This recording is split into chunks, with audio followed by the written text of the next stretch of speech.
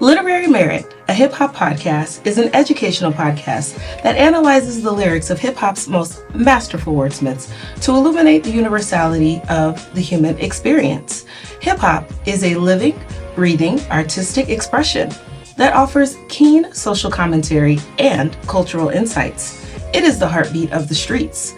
Even so, hip-hop heads in scholarly pursuit of the subject often are met with resistance, dismissal, and condescension. The message is clear. Hip-hop has no place in academia, but we know better. Its rhyme schemes are nuanced, its themes are rich, and its lyrics contain layers of complexity. It's time to flip the script on the canon. This is Literary Merit, a hip-hop podcast. I first encountered the term literary merit as an advanced placement or AP English student. Years later, I internalized it as a high school AP English teacher. The term refers to high-quality writing. Works that contain such writing have literary merit. I have always questioned the narrow canon of works deemed worthy of the category by the Academy. My lifelong exploration of hip-hop lyrics and study of the English language tells me that hip-hop has literary merit. Further, hip-hop adds supplemental elements that make it engagingly unique. The genre expands the canon in its narratives of the human condition and universal truths that have yet to be studied collectively and widely accepted. I see redefining our understanding of what it means to be an academic and what scholarship looks like as an integral part of a larger conversation about belonging. We introduce a world of possibility when we showcase the myriad examples of and pathways to literary genius. As an educator and hip-hop head, I want this podcast to speak to the ones who listen to entire albums, obsessively analyzing the lyrics, cadence, beats, music, structure, etc. The ones who want to go beyond the canon. The ones longing to engage in analytical conversations about hip-hop. Literary Merit, a hip-hop podcast, is my attempt to do so. Thank you for indulging me. So now we're going to get into Keep Your Head Up. Okay, and so we're going to hand it over to Dr. McCarthy over here to let us know, explain why he chose this song and summarize and all the stuff. So whenever you're ready, let's get into it. Let's get into it. I'm going to follow partly, Jasmine, on what you said, because, like, we similarly, like, picking a favorite Tupac song is difficult, all right? And one of the things, actually, even as I was just, preparing for this and to come up here and speak on it, and I'm thinking about remembering, like, when I was 25, right? This man died at the age of 25. Mm-hmm. And then you think about the songs that you love, right? Changes, Keep Your Head Up, All Eyes on Me, Me Against the World, Brenda's Got a Baby, I Ain't Mad at You, Staring at the World Through My Rear View, How Do You Want? I mean, it's a lot of hits. Even bigger pop hits, right? Mm-hmm. California. I mean, this man did so much in such a short period. And in a way, if I had to talk about, my favorite Pac records, it would be like, well, which mood am I in? But I feel like I appreciate and can appreciate Tupac in a way that I couldn't when I was younger. Yeah. That there's actually something about living through life, seeing more, growing, that, like, the more you do, the more actually you realize the scope of what he was about, the depth of what he was really connecting with. And it's extraordinary to think that he was only, not even 25. And one of the things that happened in my life when I was, after I finished high school, is I went to teach I taught high school. After I finished college, I went to teach high school in New York. And I was teaching in a pretty rough school in Brooklyn. And that was, an education in and of itself, right? Like, I was encountering, I was dealing with students who were really going, of course, right? You know. Yeah, like, and you realize, wow, like, these students are going through stuff. Yeah. And I'm trying to figure out, how can I help? How can I connect? How can I give you things that will, support you? And I remember very particularly, I had a student, a young woman in my class, who was going through a lot. And one day we were having a conversation after class, and I basically said something like, "Keep your head up," thinking maybe I was kind of making an allusion to the song. Right. But I could tell that she didn't really pick up on it. You know what I mean? Yeah. And I was like, the song, right? Like the Tupac's, keep your head up. And she was like, no. This was long enough. This was long enough ago, right? That I was like, let me put this on a CD. And I gave it to her. I was like, just listen to this. Just this is for you. And she came back, the next week and was like, thank you so much. Like, I really feel like this song changed something for me. Like, it gave me so much hope. And I feel like this is a story. I know you must have a million stories like this, right? It's like, I love so many hip-hop artists for so many different reasons. But Pac, to me, is one of these artists that people can turn to when they're going through something. And so why this song, At every level, it seems to me there's something really special about this record. It doesn't mean that it's the best record, but it's a very special record. You have to think about his relationship to Afeni Shakur, to his mother, to her background as a Black Panther, and the way in which, in some ways, I think because of that inheritance, Pac really is kind of this figure that connects that revolutionary moment of the 60s and 70s to kind of the harder, difficult moment, the crack era, that the 80s and 90s era, right? Where in some ways that generation has been defeated.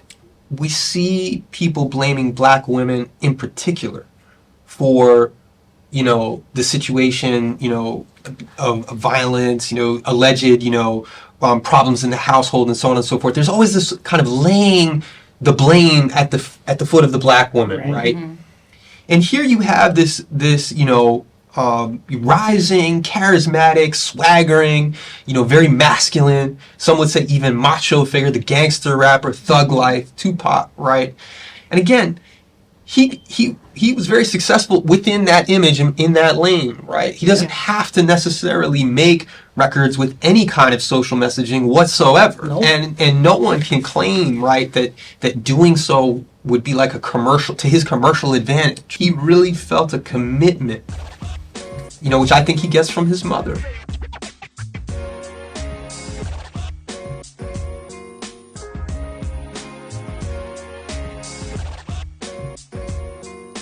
I think he's channeling his mother's energy and her politics, actually, in a song that begins, to me, also very beautifully with a dedication.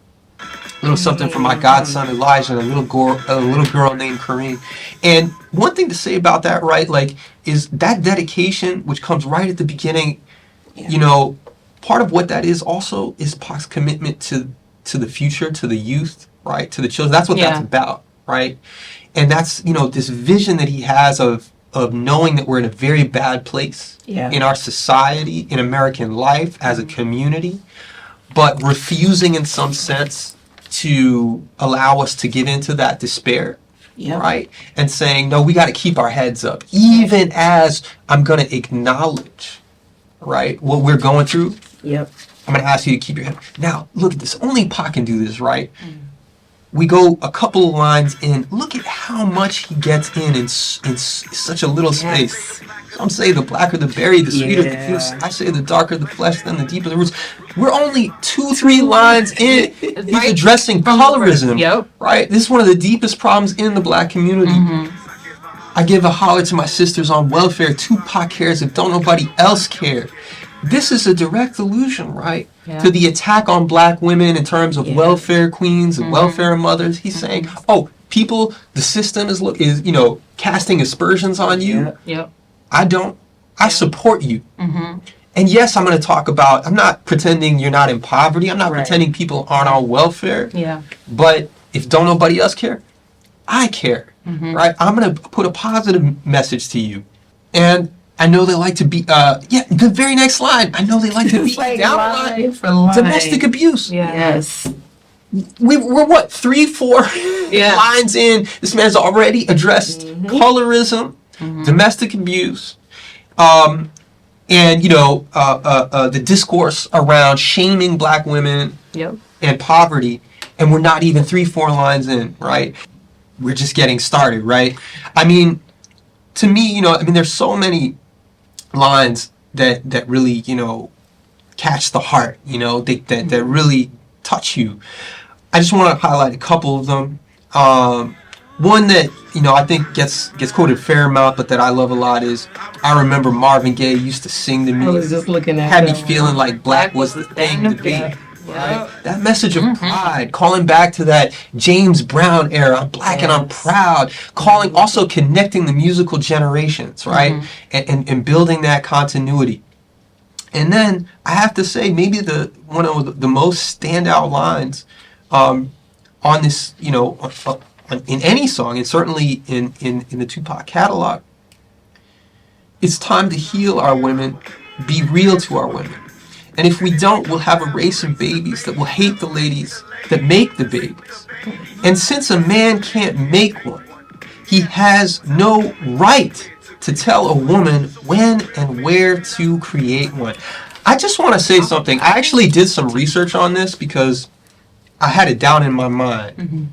Who is the artist who positively asserts a woman's right to choose in their lyrics? Yes. Yep. Now, I just want to be. I know I'm going to get a lot of flack for this, but I'm just going to say this. We have a lot of artists who talk about feminism, who claim that they're feminists. I'm not questioning their politics, but I just think it's interesting and worth noting. I looked in the Beyonce catalog. I looked in the Taylor Swift catalog. I looked at a number of other rappers, a number of other pop stars. Now, some of these artists will talk sometimes about abortion in certain ways. But I could not find anywhere other than Tupac a single artist who actually positively articulates a woman's right to choose. An issue which I think is arguably one of the most important civil rights issues facing women in contemporary America. And I just think that in some ways that's really telling. That's really something to think about when people think about and I'm not denying, by the way, that they're complicated and difficult conversations that we should have about hip-hop and gender, about Tupac and gender, right? I'm not saying this to, hide anything or erase anything, right? But on the other hand, we also have to, what does that mean? Why is it that Tupac is the only artist in America to actually be willing to say positively on a record, he says the right. Right? He's not just saying sometimes women go through difficult conditions and I don't know, or it's emotional. When he's talking about a woman's right to choose in a positive statement. I just think that that's really extraordinary. And even only for that reason, I would think this record should stand out.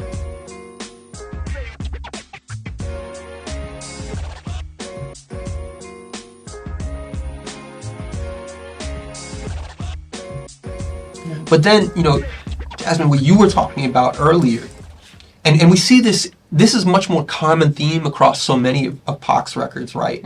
But acknowledging the pain and the inequality and the suffering of so many of the folks in our lives and our communities who are dealing with such extreme levels of loss.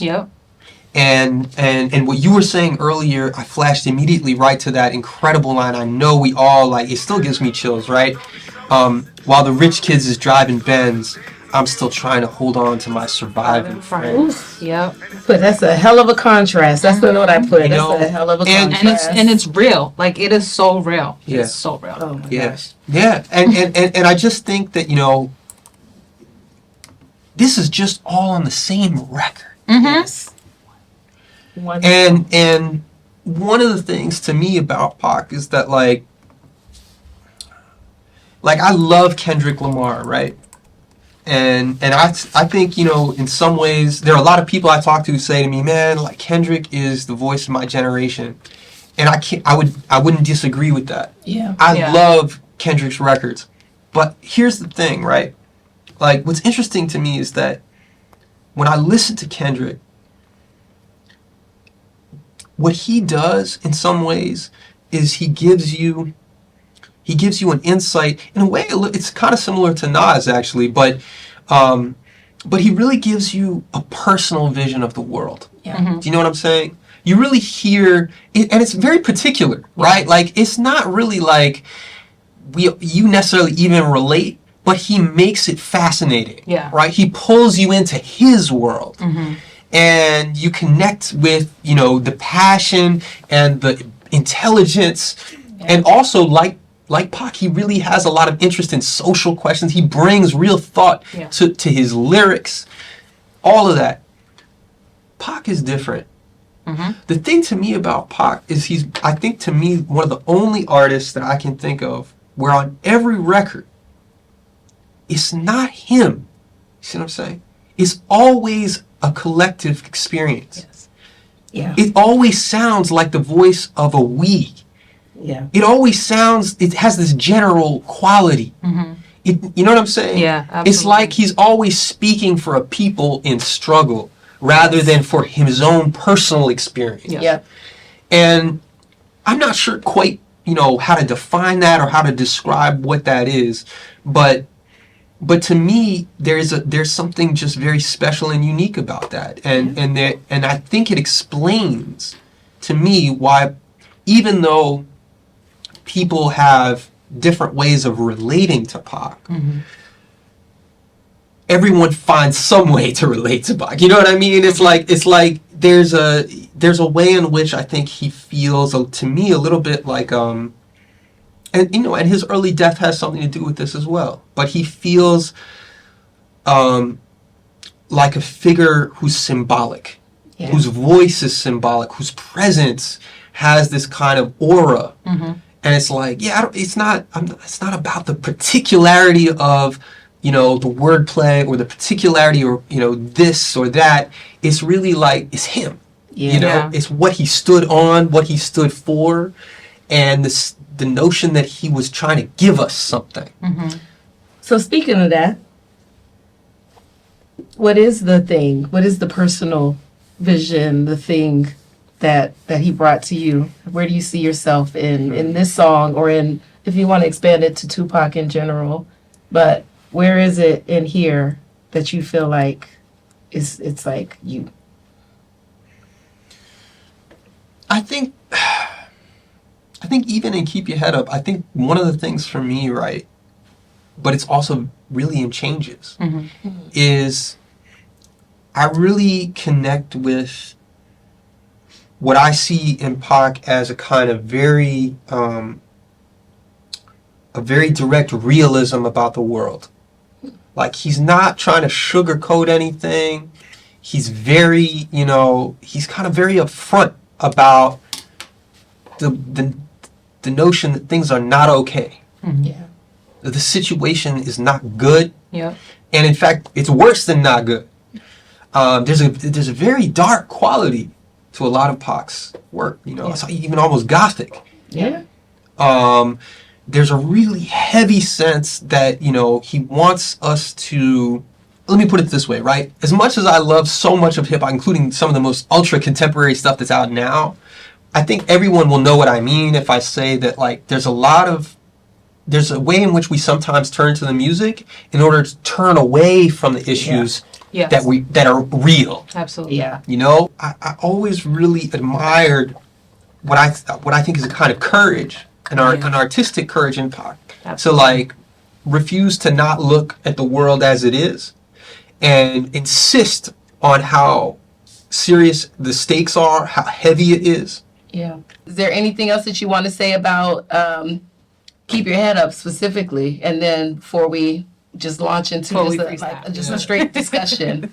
I'm good with just continue, but my thing was just to say that Keep Your Head Up has the same, I think, move that mm-hmm. Changes has, in the sense that, and it's the thing that I connect to, which is that although you're confronting the heaviness, the message is but find your dignity, push through it. We're gonna again, I mean, to connect it to the, more to the present, to connect to Kendrick, we gonna be all right. In this episode, We hear from author and Harvard professor Jesse McCarthy as he explores his relationship with Tupac through his lyrical analysis of the song Keep Your Head Up.